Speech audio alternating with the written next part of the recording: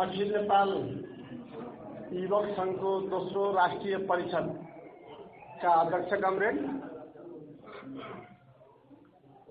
मञ्चमा आसीन विभिन्न मोर्चाबाट उपस्थित नेतागणहरू, हाम्रो पार्टीका बाँके जिल्ला प्रवक्ताज्यू र युवक संघको दोस्रो राष्ट्रिय परिषदलाई सफल पार्न आउनुभएका परिषद सदस्यहरू, दाङ जिल्लाबाट उपस्थित राष्ट्रिय जनमोर्चा, नेपाल कम्युनिस्ट पार्टी मसालका कार्यकर्ताहरू र किसान दाजुभाइ तथा दिदीबहिनीहरू, हाम्रा कुराहरूलाई जनता समक्ष पुर्याइदिनको लागि उपस्थित पत्रकार साथीभाइहरू, सम्पूर्णमा नेपाल कम्युनिस्ट पार्टी मसाल केन्द्रीय समितिको तर्फदेखि क्रान्तिकारी अभिनन्दन टक्राउन चाहन्छु।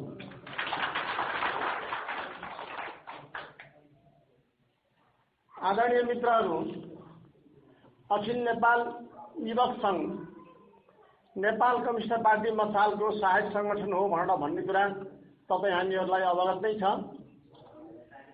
अखिल नेपाल युवक संघले लामो समयदेखि नेपाल कम्युनिस्ट पार्टी मसालका नीति तथा कार्यक्रमहरूलाई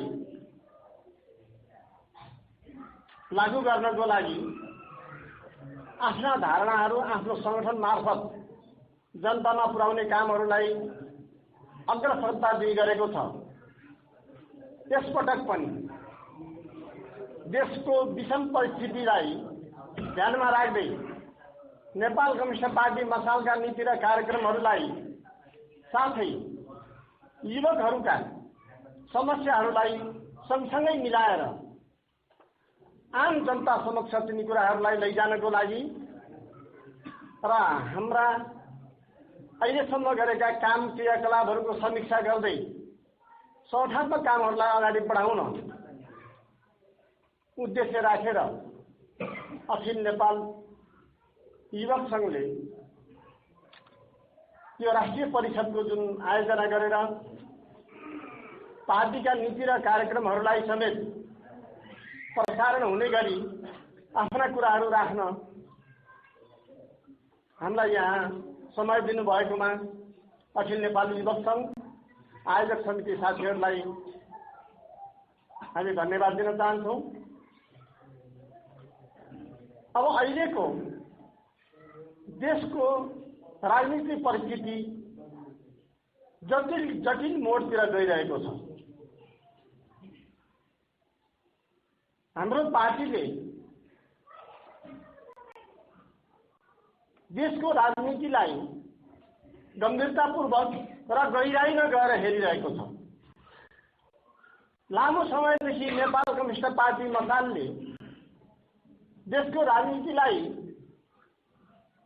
जसरी मूल्याङ्कन गर्ने गरेको छ, ती अधिकांश कुराहरू सही साबित हुने गरेका छन्। तपाईँ हामीहरूलाई अवगत नै छ, नेपाल कम्युनिस्ट पार्टीले आफ्नो स्थापना कालदेखि देशमा हुने गरेका विभिन्न प्रकारका राजनीतिक उतार चढावहरूको विषयमा आफ्ना धारणाहरू बाहिर ल्याउने गरेको थियो।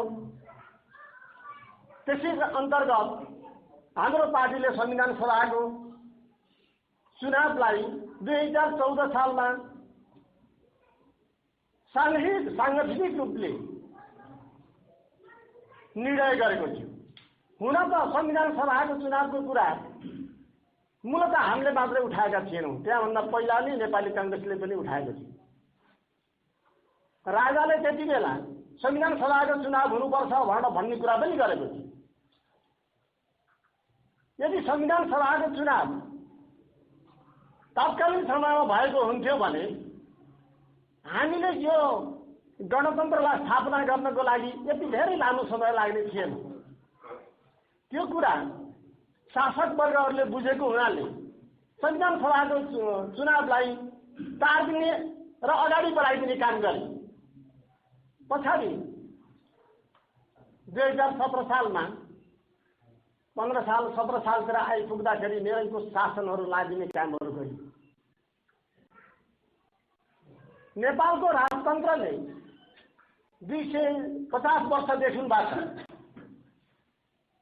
गरेको शोषण प्रधान जुन समाज थियो, नेपालमा आफ्नो शासन व्यवस्था लागू गर्नको लागि राजतन्त्रबाट हुन्छ वा त्यस्तै प्रकारको अरू कुनै राजनीतिक पार्टीहरूबाट हुन्छ भन्ने कुरा विदेशी साम्राज्यवादीहरू र विस्तारवादीहरूले त्यसलाई हेरिरहेका थिए। सशक्त रूपमा अगाडि आएको नेपाली कांग्रेसले विदेशीको इशारामा राम्रोसँग काम गर्छ वा गर्दैन भन्ने कुरालाई स्पष्ट साथ नबुझेर विश्वास गर्न नसकेर राजतन्त्रलाई नै उनीहरूले चाहिँ स्वीकार गर्ने कामहरू पनि गरे। तर नेपाली कांग्रेसको स्थापना कालदेखि उनीहरूको उद्देश्य वास्तवमा नेपाललाई भारतमा मिलाउने प्रकारको थियो। यसो भन्दा नेपाली कांग्रेसका राजनेताहरूले स्वीकार गर्दैनन्, तर त्यति बेलाका राजनीति नेताहरूले आफ्ना भनाइहरूलाई बाहिर ल्याएका कुराहरूको बेलाको समयका पत्र पत्रिकाहरू बोलेका रेकर्डिङहरू हेर्ने हो भने र भारतीय नेताहरूले भारतीय विस्तारवादका नेताहरूले भारतको उत्तरी सीमा हिमालय राख्नुपर्छ भन्दा त्यसलाई स्वीकार गरिएको सिद्धान्तलाई हेर्ने हो भने नेपाली कांग्रेसको राजनीति भारतीय विस्तारवादमा भारतलाई गरेर मिलाउने प्रकारको देखिन्छ। भलै त्यति बेलाका राजनीति नेताहरूले कुन राजनीति नेतालाई अगाडि ल्याउने भनेर भारतीय विस्तारवादले जुन योजना बनाएको थियो, त्यो क्रममा कतिपय अवस्थामा एउटा नेतालाई अगाडि ल्याउने र अर्को अवस्थामा अर्को नेतालाई अगाडि ल्याउने कामहरू भारतीय विस्तारवादले गर्दै रहन्थ्यो। त्यो ब्रिटिस शासनकालदेखिबाट सञ्चालन हुँदै आइरहेको छ। तपाईँ हामीले त्यो इतिहासलाई पढ्यौँ भने हामीले स्पष्ट साथ हामीले त्यो कुरा देख्न सक्छौँ। त्यसो भएको हुनाले हाम्रो पार्टीले नेपाली कांग्रेसलाई नेपाली जनताको दुश्मन शक्तिको रूपमा विश्लेषण गरेको छ र अहिले पनि नेपाली कांग्रेस जनताको पक्षमा आउन सकेको छैन। त्यस्तै राजतन्त्रको पक्ष पोषण गरेर